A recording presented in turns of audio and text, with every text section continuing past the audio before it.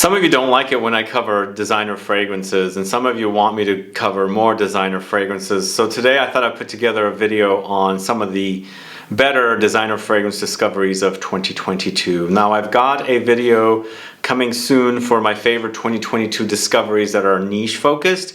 But today in this video I've got a top 12 list for you of my favorite designer fragrance discoveries. So if you're curious to learn about these fragrances, then please stay tuned.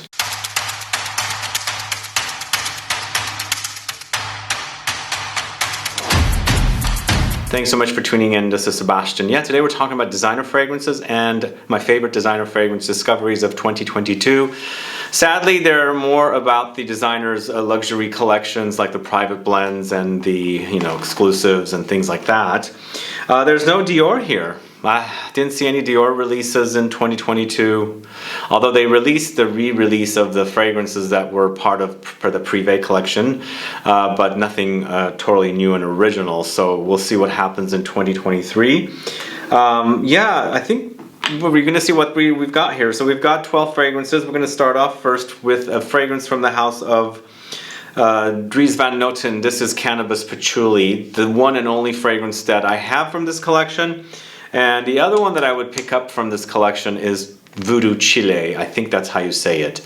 There were several other fragrances, but it wasn't that exciting of a collection. But I really do love their bottles. I would just want to have these fragrances for their bottles because they're really, really beautiful. And nobody here in San Francisco carries their fragrances. I picked this one up in Paris at the Bon Marché store. So this is Cannabis Patchouli, created by Nicolas Bonneville. It features notes of patchouli, cannabis, Haitian vetiver, Clary sage, bergamot, cedar leaf, and musk. For me, I get a major grapefruity vibe in this one as well. I almost feel like there is some grapefruit in here because I feel like grapefruit and cannabis really marry really wonderfully together. The bitterness and the greenness of the cannabis note really complements the bitterness and the zinginess of the grapefruit. So I pick it up here, but there's lots of patchouli in this as well, and of course very grassy, earthy vetiver in this. Lots of aromatics and of course the citrusy touches. I think it's a pretty decent release. I enjoy it and I really love the bottle. And I like this kind of woodiness down here, as you can see. So that is Cannabis Patchouli from the house of DRIES van Noten. Moving on to the house of Costume National. This is a regular signature lineup fragrance. This is Freedom. So this is a fragrance that launched earlier this year in the fall, late summer fall. It's from the house of Costume National. So this is sad that the brand is not really releasing fragrances in the States. At least they're not officially getting releases here.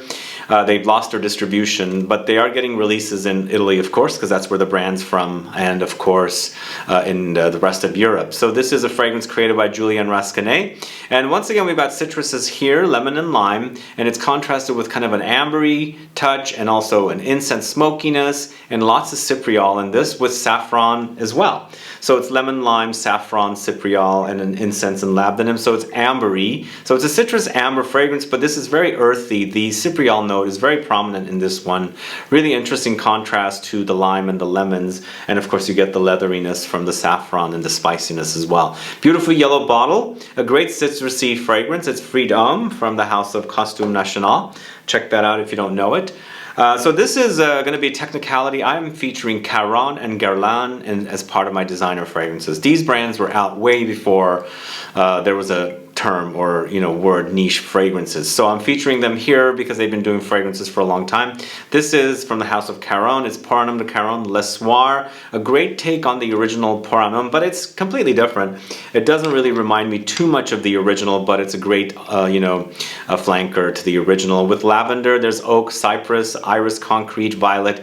I almost feel like they've kind of given the Dior Homme kind of a treatment to the Pour un Homme de CARON fragrances because of the addition of the iris concrete or the orris or whatever they call it here. But it does feature violet as well, and of course the lavender is signature for this collection, and I think they've done a great job. It launched with another fragrance that was part of the morning, and this is the Le Soir. The other one was called Le Matin, I believe, which I find it okay. It's a very sharp, a bit metallic fragrance, but this one to me, really sexy take on the original. It's a nighttime version, but a great designer release. So it's Pour un Homme de CARON, Le Soir.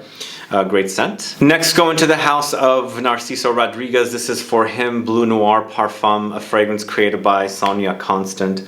So I feel like the original version of this fragrance, the Bleu Noir series, is a bit boring, and it also a bit reminds me of something like a cross between Dunhill Icon and Terre de Hermes, something in that ballpark. But with the Parfum, once again, they've taken it into the Dior Homme series or lineup of fragrances. They've given it the iris touch to the fragrance, so it kind of takes on a Dior Homme intense vibe with this fragrance, which I quite like. I like that it has the kind of grassy vetiver touches that the original Bleu Noir had, but now you've got the kind of powdery iris touches of the iris note in here. So did I mention it's Sonia Constant? It's iris, musk, woods, tonka beans, suede leather. Really great addition to the collection, and my favorite in the whole entire lineup of the Bleu Noir fragrances. Really does a great job, or I should say Sonia Constant did a great job, meshing it with that kind of iris and Dior Homme, DNA. So this is Bleu Noir Parfum from the house of Narciso Rodriguez. Next, going to the house of Givenchy. We're going into the more expensive collection of brands fragrances now. This is MMW. Recently, I featured it in Palo Santo fragrances, but this is also really sexy because it has lots of like musky ambroxan and molecular notes in there as well. And I really love it. It's created by Olivier Cresp. It's Palo Santo with ambroxan. There's vetiver here. It's ISOE Super, Cedar, cardamom. So it's got that very musky touch with the ambroxan, which kind of has the characteristic of woods, amber, some aquatic touches, musk all rolled into one. So there's a bit of a powdery touch here. Of course, that vetiver is very earthy. And then the ISOE Super is got that cedary touch. But you've got some spice in here. And then, of course, the Palo Santo, which is very calming, kind of a creamy, woody touch. Really great fragrance, I think. It's MMW from the house of Givenchy. Next fragrance, going to the house of Tom Ford. It's Rose d'Amalfi, part of the trio of rose fragrances that were launched earlier this year from Tom Ford. And this one to me is my favorite of the bunch. I like it because it reminds me of a dessert, kind of like a rose dessert. Like imagine going to France and going to Pierre Hermé and buying some, almondy rose dessert, and it's kind of what it reminds me of. It's rose, heliotrope, and bergamot. Heliotrope is what kind of creates kind of almondy touch to the fragrance, and the rose is kind of jammy, but this whole fragrance is very powdery. So you've got the powdery touches from the heliotrope and the light almondy essence from it, and then the rose together with the bergamot. I think it's a really delicious fragrance. Rose d'Amalfi from the house of Tom Ford, a great discovery of 2022. We're going to the house of Guerlain. This is Oud Nude, one of my favorites of the trio of fragrances that just launched from the L'Art et la Métier collection, which I had really high hopes for the Cherry Oud, which was a disaster. Oud Nude is a really beautiful kind of gourmand take on oud, kind of more of a closer to the skin, but kind of gourmand with rose. It features oud, bourbon, vanilla, almonds, Atlas cedar, sandalwood, rose, and raspberry. So there's a little bit of a fruitiness under there, but it kind of wears close to the skin, but enough of a heft to make the fragrance last all day, and that's what I like about it. It's created by Delphine Jelk, and she's been working with Terry Wasser to create fragrances. I wanted to mention that I didn't really care for Guerlain's Habit Rouge L'Instinct. It was a very disappointing fragrance that Delphine Jelk created. I hated it. But she did a great job with Oud Nude, I think, so that's why it deserves to be at number 6. So Guerlain Oud Nude is at 6. Up next, going to the house of YSL and to their Le Vestiaire collection of fragrances. This is Lavalier, this one right here. A wonderful creation.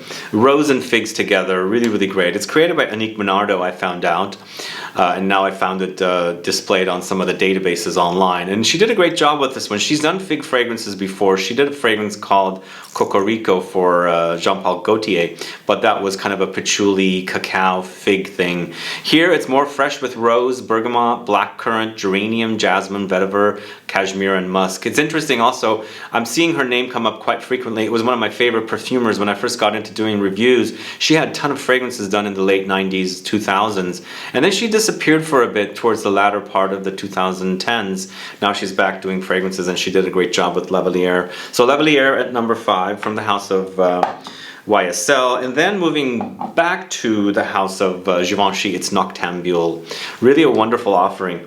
Really, really great. Very, very sexy. It's a kind of like a portrait of a lady, kind of a oody, spicy rose fragrance to me. It does remind me a little bit of Portrait of a Lady, but it doesn't fully go there. It's more agar woody and oody and musky and cumin, whereas Portrait of a Lady doesn't have that you know, cumin touch. But this is agar wood, grass rose, I should say, cumin, papyrus, pink pepper, and it's created by Anne Ayo. I think that's how you say it. Annie Ayo. That's the perfumer, but she did a great job with this one. I really love this one in the collection of Hotel Particulier fragrances. Noctambule at number 4. If you don't know that one, do let me know. If you don't know, I should say, if you don't know that one, you should definitely check it out. But if you do know that one, do put a comment down so I can find out. Moving on to the house of Celine, it's Bois Dormant, this one right here. And Bois Dormant was a great discovery from the house of Celine. Celine's a very underrated house. No fragrances are sold here in this part of the world. Although I think we are getting a Celine boutique somewhere around here, not in San Francisco. So I think they'll probably sell the fragrances. But this is definitely having the DNA of other Celine fragrances, the kind of orris buttery, powdery touch, but it has lots of juniper, cedar, vetiver, and it's bergamot as well. So it has a fresh start and also a crystal clear, crisp kind of metallic touch from the juniper berry, very aromatic and spicy. And then the orris butter takes over to create the powdery effect that is in a lot of these Celine fragrances. But it is called Bois Dormant, after all, Bois meaning woods. It has lots of cedar and vetiver, so it becomes very woody. It's a great fragrance, guys. It's Bois Dormant from the house of Celine. Not a typical fan of you know, the woody fragrances that are really just about woods, but there's a lot of changes happening with that one, and with the addition of the orris butter, I really like the way it meshes with the woods in that fragrance. So this is a limited edition fragrance, and I hope you guys got your nose on it, because it was a really, really fantastic find on my trip to Europe this last time. This is a Shalimar Tonka, Millésime Tonka, I think that's what it is. Guerlain Shalimar Millésime Tonka, I think that's how you say it. What a great release this is, guys. If you haven't smelled it, I hope you get to try it, because it's a really, really job well done, really wonderful job well done. It's Terry Wasser, Delphine Jelk created this particular fragrance. It's basically a flanker to the original, you know, Shalimar, and this is Eau de Parfum, and it's supposedly the vanilla that came out last year. Some folks say it was better, but some folks tell me it was not as good because it was really sweet. This to me is kind of like taking Shalimar and adding the Tonka Imperial to it.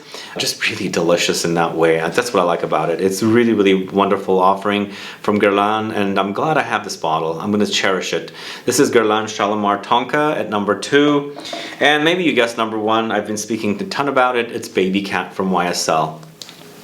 Yeah, this is good. This is really, really good. Even though it reminds me of Vanagloria, and Vanagloria sort of came before this, I still think this is a really, really great offering created by Dominique Ropion. It's vanilla with olibanum, black pepper, saffron, cedarwood, suede accord, elemi resin, pink pepper. A lot of stuff going on in here. It's a dry vanilla fragrance. Lots of olibanum, which is the incense. There's black pepper, which kind of really blends beautifully with olibanum. Both of those notes, olibanum, frankincense, black pepper, the 3 of them, have similarities to me. Olibanum and frankincense is the same thing pretty much. And the black pepper with, I get the incensey vibe from black pepper, and I get a peppery vibe from the olibanum frankincense. So I think they do really blend beautifully together. There's a little bit of a leathery touch and suede-like touch in here. And of course there's woods and other spices. Really a great offering. That is YSL's Baby Cat. And that's my number 1 fragrance. What are your thoughts on these fragrances? Are you a fan? Have you tried them? Have you gotten your nose on a lot of these fragrances? I know some of these are a little difficult to find, but I hope you guys get a chance to try them if you haven't yet, and if there's a stock available. And hopefully Baby Cat will make it here to the States, because as of the shooting of this video, it still hadn't made it here. Anyway, guys, thanks so much for watching today's video. If you have any questions or comments, please list below. Please like this video, please share it. Follow me on Instagram and Facebook, and I'll be back with more videos very soon. Have a good one. Goodbye.